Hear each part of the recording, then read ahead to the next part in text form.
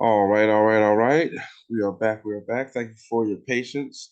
Today we are going live and talking about cold calling tactics. We sell conversational AI software, and one of the main services that get ordered is a cold calling agent.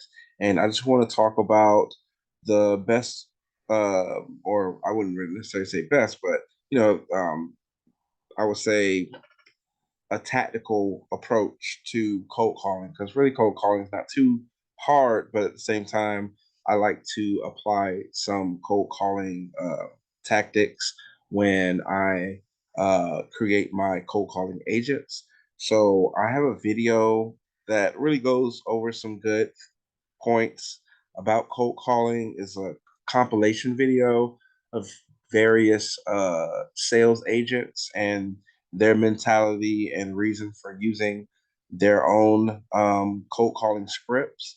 So we're going to react to these sales agents and give our thoughts on that. There we go. This one was made about a year ago. I watched this a while ago, but this video came to mind when I thought about making this video today.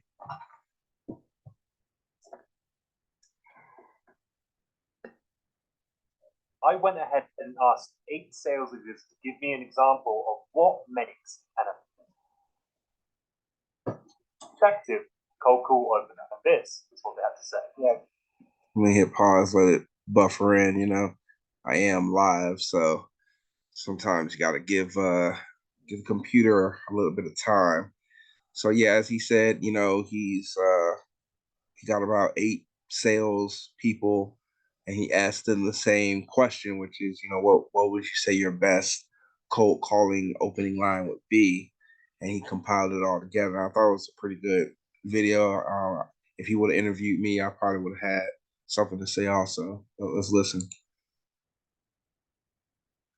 Good cold call openers are really tough. The cold call opener that I like the most, and there's before I say it. So I am somebody who adamantly believes that cold calling is dead. The structure should be introduction, relevance, value, launch. In my opinion, it shouldn't be more than 20 seconds, and it should open up the door for the prospect to speak. If you are speaking past 45 seconds, you've messed up. Hey, Will, it's Gabrielle. Saw on your profile you're involved in X, Y, and Z. We have a solution makes it way easier and faster. Just curious though, how are you going about that today? All right. So in the intro, you get an introduction of the agents, and they are all saying different points, and the way he compiled together was really good. One of the first things that was said is not necessarily the first thing, but one of the things that I heard that stood out was the woman who said cold calling is dead. Oh yeah, the first thing was there's no easy cold call opener. Like, there's no easy cold call opener. And that's very true. That's why I was saying cold calling, try not to make it complicated when you're doing it. And as long as you're relaxed and being, sincere about the conversation, um, you should be fine. Some people will have patience and some people don't. And that's the thing about cold calling is you just don't know what type of person, what type of day they're having. That's why following up is always good, or just letting them, know that, hey, this is a cold call and we don't have to talk now, so to speak. I know I'm intruding onto your time, so I'm asking for your time. You don't just take their time away from them, you know. Um, so yeah, when I heard that, I was like, yeah, that's true. And then like I said, another woman, she was like, cold calling is dead. And yeah, cold calling is dead for some people, but it's still effective for others. So if cold calling was dead, big companies wouldn't do them. I will be out of business if cold calling was dead.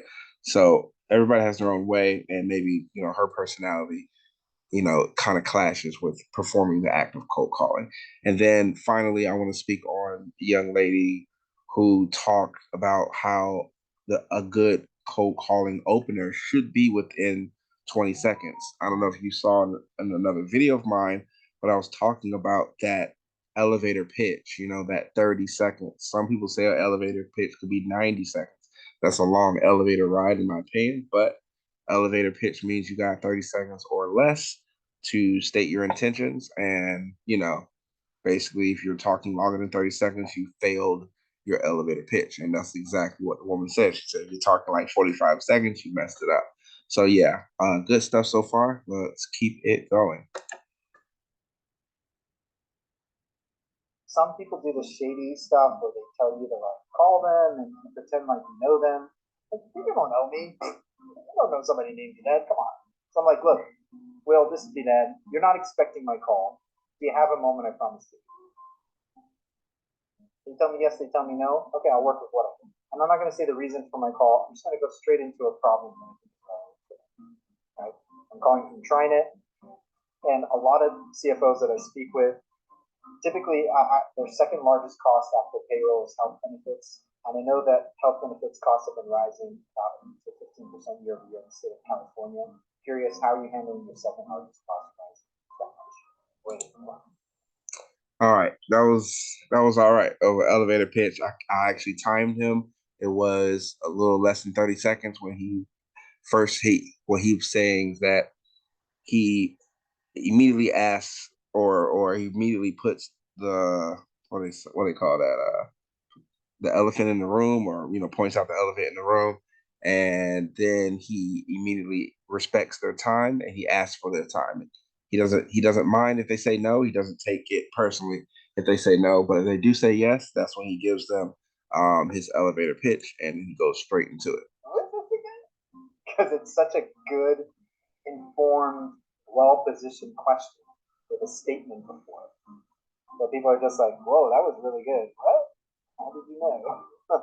It will be the same 10 years from now too. I don't believe in any gimmicky kind of stuff. For me, old-fashioned permission-based opener this has worked for the longest time. Hey, Will, Jason with Willful Prospecting. And he says the same thing. That's two salespeople says the old-fashioned permission-based opener. So he says his opener is a permission-based opener. So that's another person agreeing with the first one. Actually know something, but you got a minute for me to tell you why I'm calling, and you can let me know if we keep chatting. I think people, instead of focusing on the best intro, could focus on how to deliver it, the best tone, pace, how to sound professional, like a peer. If you focus on those things, that's really what the intro is all about. Your cold call opener has to be you. I can't tell you that if you use these words, it's going to be successful, because I'm not you. And I don't have your tone. I don't have your sense of humor. I don't have whatever it is that makes you you. And so, all right. So there it is right there. So your cold call opening cannot be scripted, so to speak, and it needs to have objections, and it needs to be you, and it needs to be timed, and it needs to be respectful. That's what I'm getting so far. You really need to make sure that you are listening to all this advice, but then trying things out for yourself, practicing a bunch, finding an opener that feels comfortable to say. Because if it doesn't feel comfortable to say, it will be very uncomfortable to listen to. And that's what's beautiful about sales, is that it will be different for you, because you are you and you're not me, I don't think. Now, that said, I personally like to be a little cheeky on cold calls. I like to have a little fun. I realize that most people probably don't want to be receiving these things. And so my first goal is to disarm them a little bit, and even sometimes to get a little bit of a chuckle out of them, if possible, just to say, relieve the pressure, relieve the tension a little bit. And I don't know if you guys seen the word waiting, but me and my wife, we watched the movie Waiting. I haven't seen that movie since I was in college, but one of the characters said, sometimes in life you gotta invent your own penis showing game. So that, I guess this was what this salesperson has done, is created their own game. And like he said, he likes to create a little bit of cheekiness within his sales call, I guess, to relax people. Hello, so and so. This is Kyle Pullman calling from Larry. This is a cold call. Do you want to roll the dice with me? I want to roll those dice. There you go. Great. See, permission based. And then we go into permission based research on your account, resonance, personalization if available. and we get into the value prop. Get to value as quick as possible, right? So Okay. the first thing I do is something around. So tip number 2, get to your value proposition. Always start with the problem. So I turn around and say, look, I know you weren't expecting my call. I just want to talk to you about 2 really important things. We're noticing something fascinating going in the market at the moment. This big macro trend, this big macro trend. Just out of interest, which one of these is affecting you the most? I like that. So his elevator pitch, or what they said is the value proposition. Like, as soon as they give you permission, go ahead with the value. And this salesperson says, go ahead and bring up the problem or the pain, and then ask them their opinion about that problem or about that pain. Because you don't know if they've already handled it. You don't know if they've already talked about it. You don't know if they even thought about it. So like he said, in simple terms, bring up trend A and trend B, and then ask them, what are your thoughts on these 2 trending topics? So basically get straight to the point. I feel like we all react the same way when we get a cold call, which is, so what I will say, first of all, to kind of qualify my opinion here, I've been in sales for almost 15 years. I've broken 13 records, both as an IC and an executive leader, and I've never once in my life made a cold call. All right. This is where I think she was the one who actually said it, because it flashed so fast. I think this is the one who said cold calling is dead.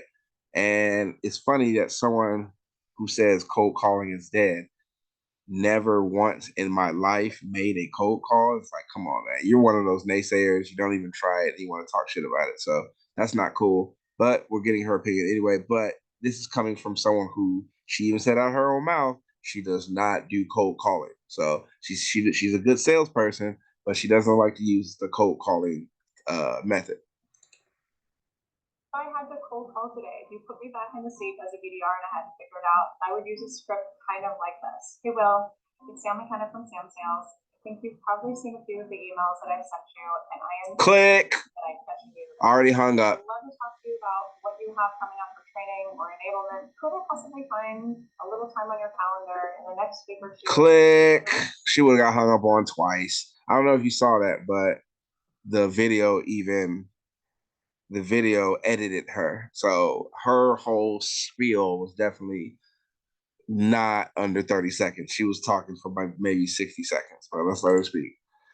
With you and discuss your training needs over the coming year. But if you call me and you're like, hey Sam, it's Will, how are you doing today? I'm like, I'm good, what do you want? And I'm a really nice person. So that's what I would use from a script perspective. Essentially not to sound the same as majority of cold calls sound. Say something with okay. Makes you sound different. Makes you sound. I just want to reflect on that lady really quick. Richard, give me a second. I actually heard this morning. Give me a second, hey, bro. Will, this is Andrew. We've not spoken before, but I noticed that you've got coaching on your LinkedIn. Okay. So the last woman, her elevator pitch was too long, and then at the end, she did give a good point as far as like, hey, Sam, this is Will. How you doing today? Like, when you're on the phone with the prospect, you don't know them. Don't pretend like you know them. It's not cool. Now, if you spoke to them before and that you've done business with them before, yeah, you can start off like that. But the way that you come in and you're saying, oh, hi, prospect name, this is blah, blah, blah. How are you doing today? They don't know who you are. So you can't say this is who you are. How are you doing? That's not going to work. But what you can do is go straight into like the people said, permission-based intro. Ask them permission. Don't say, how are you doing today? You can say, hello, prospect name, or whatever, my name is this. And you can state that I'm calling about this, that, the third. Would it be all right if we could talk for about 30 seconds? Or can I get about 30 seconds of your time to explain why I'm calling? However much time you need to explain, but you need to ask permission first before you just go into your proposition. So the best opener really is introduction, get permission to take their time or for their time, And if they say yes, then you're granted about 30 to 90 seconds of their time, and you got to get off that phone. Either you're staying on the phone over 90 seconds or you're hanging up the phone in less than 90 seconds. Okay, because time is money, and you got to get to the next one. Okay, let's keep it going. Profile. Got a moment so I can tell you why I was so keen to speak with you today. I like to call this the PLA. So I'm all about formulas and frameworks, and it stands for pleasant, laughing, and arms up. So let's give you what it is. Hi, Will. Thanks for taking my call. Hey, look, I know I'm calling out the blue here. However, give a few moments to chat. I thank people for the call, which is pleasant. Most people don't do that. I laugh to create a situation where there's levity, and it makes you feel like you want to have a conversation with you. Maybe you'll laugh if you're in a good mood. And then arms up is I go like this to make myself disarming so that you're more willing to have a conversation. And typically, I'm just gonna say right now, don't laugh. Okay, laughing for no reason means you're a sociopath. Okay, that means you don't know what a laugh is for. If you're laughing, that could mean you're nervous. If you're laughing, that can mean you're scheming something. But a laugh out of nowhere is not a good thing. Especially if it's for introduction. Now, if you're past the introduction and you're explaining yourself, giving a benefit or something like that, you can laugh about the benefit because, like, you can say, yeah, people have been doing this for thousands of years. You see what I mean? Like, you're laughing at describing something while you're pitching your benefit, but you shouldn't laugh in your introduction. It makes you sound like a sociopath. what happens is because I didn't introduce my name, as you all heard, people say, hey, I got a few moments. Like, who are you? What is it about? 75 to about 80% of the time that happens. And if they say no, that's also fine because you can handle that objection and still get them on the line as well. It's ambiguous, creates curiosity. Now you're in the conversation. Hope you're able to. All right. Well, that was it. That was everybody's opinions, you know, what's the best opener. I mean, I don't know. You tell me, what's your best opener? You think these people know what they're talking about when it comes to opening lines? Our AI agents are trained by myself, and I have one more air engineer on my team. And basically, we employ these same tactics when we're creating your agent. So if you want us to create yourself a conversational agent, give us a phone call 404-905-1741. Appreciate everybody's time today, and I'll see you on the next one.